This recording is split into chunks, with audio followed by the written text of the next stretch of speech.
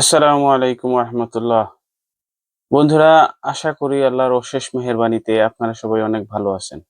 আজ আমরা শিখব কিছু গুরুত্বপূর্ণ ফ্রেজ, যেগুলো আমরা দৈনন্দিন ভাষাতে ইউজ করতে পারি।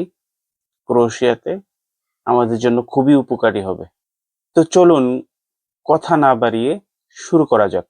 আমরা শুভ সকাল কিভাবে বলবো, অথবা গুড মর্নিং কিভাবে বলবো? সৌজন্য সাক্ষাতে সকালবেলা কিভাবে বলবো শুভ সকাল? Dobro jutro. Dobro jutro. Dobro jutro. Yes, dobro jutro। আমরা শুভ সকাল কিভাবে বলবো, অথবা good morning? dobro jutro।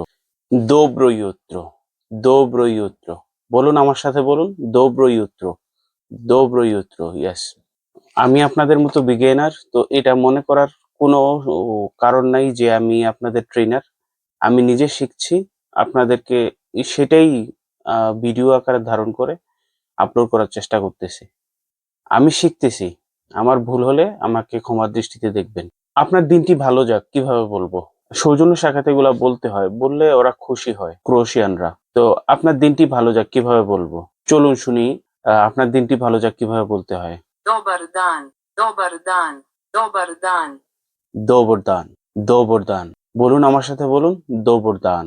dobar dan। যত প্র্যাকটিস করবেন, নিজেরা ইউজ করবেন, তত ভাষাটা ক্লিয়ার হবে। আমরা গুড ইভিনিং কিভাবে বলবো? চলুন শুনি কিভাবে গুড ইভিনিং বলা হয়। Dobra večer. Dobra večer. Dobra večer. dobra večer। dobra večer। Pronounce করুন, dobra večer। dobra večer। dobra večer। যত প্র্যাকটিস করবেন ততই ভালো হবে আপনার ভাষাটা। আমরা শুভরাত্রি বা গুড নাইট কিভাবে বলবো? আসুন শুনি কিভাবে বলা যায়। Laku noć.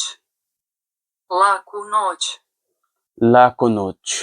লাকো নোচ। লাকো নোচ। তো আমাদের দিনটি কিভাবে যাবে, গ্রিটিংস কিভাবে করব আমরা, সারাদিন দেখা হলে কিভাবে বলবো, আমাদের পুরা দিনটি কভার হয়ে গেল।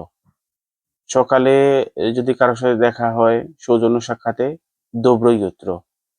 তারপরে আপনি যদি বলতে চান যে আপনার দিনটি ভালো যাক, dobar dan। তারপরে যদি শুভ সন্ধ্যা অথবা গুড ইভিনিং বলতে চান, তাহলে বলবেন dobro večer। আর যদি রাতে কারো সাথে দেখা হয়, আর শেষ মোলাকাতে আমরা যেটা বলি রাতেরটা, সেটা হলো গুড নাইট।